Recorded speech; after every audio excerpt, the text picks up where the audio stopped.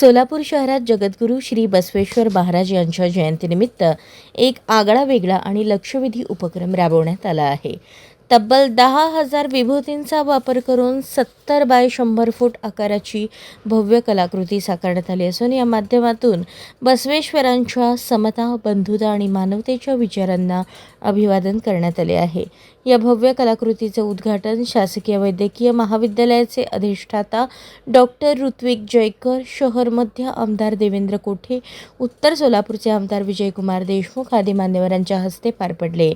नामांकित चित्रकार विपुल मिरजकर यांनी ही कलाकृती साकारली असून सहकलाकारांच्या टीमनेही त्यांना मोलाची साथ दिली. राहुल बुऱ्हाणपुरे यांच्या पुढाकारातून आणि सोनू सूद चॅरिटी क्लबच्या सहकार्याने हा उपक्रम साजरा झाला.